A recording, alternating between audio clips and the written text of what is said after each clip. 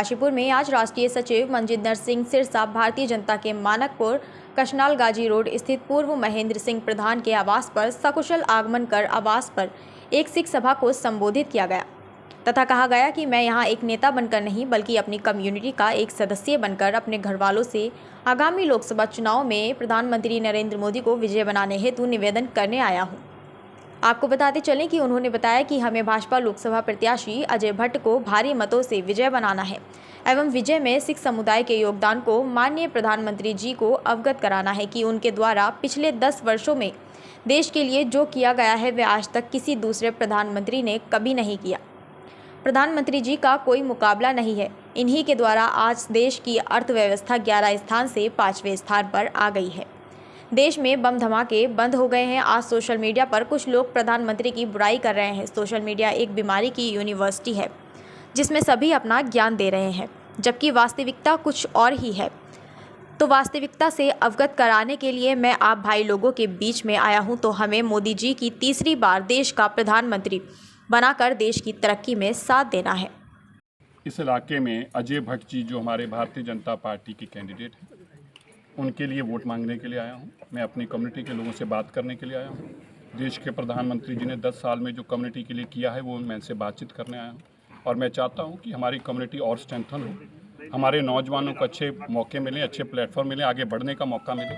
देश जिस तेज़ी से आगे बढ़ रहा है उस देश की बढ़त में हम हिस्सा हैं, लेकिन उस चुनाव में भी हम हिस्सा हों। जब देश के प्रधानमंत्री जी 400 सीटों के साथ जीतकर तीसरी बार सरकार बनाएं तो प्रधानमंत्री जी के ध्यान में ये बात जरूर रहे कि देश के बहुमत में सिखों का बहुत बड़ा योगदान है।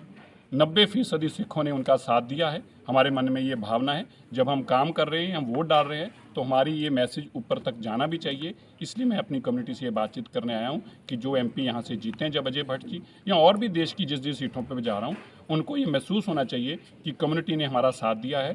हम देश के अलग अलग कोनों में बहुत छोटी नंबर में बैठे हैं, हमारी ज़रूरतें बाकियों से अलग हैं, हमारे चैलेंजेस दूसरों से अलग हैं। इसलिए हमारी ज़रूरत है कि हम सिस्टम के साथ, सिस्टम के काम में भी जुड़े और सिस्टम हमारा साथ दे। जब हमें ज़रूरत पड़े तो डट के मारने खड़े हों। ये मेरा यहाँ आने का मकसद है। सिरसा साहब, आप दिल्ली से आते हैं, आम आदमी पार्टी विरोध कर रही है अरविंद केजरीवाल जी का, क्या कहेंगे?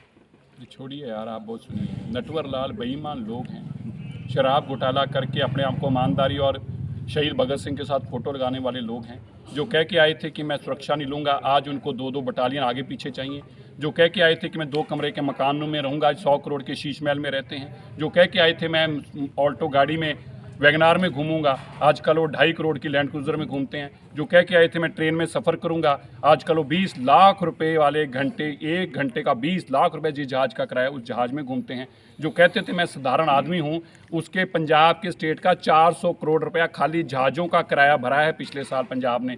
जो कह के आए थे कि मैं काम करूंगा और काम दिखता, उसके लिए प्रचार की जरूरत नहीं है, 4000 करोड़ रुपया केवल प्रचार में लगाया है। और जो कह के आए थे मैं शिक्षा दूंगा, किताब की जगह उन्होंने एक के साथ एक बोतल लोगों के हाथ में फ्री पढ़ाई। यही कारण है शराब की तस्करी करने वाले लोग, बच्चों को शिक्षा के नाम पर शराब की बोतल थमाने वाले लोग आज जेल में बंद हैं और फिर कहते हैं हम शहीद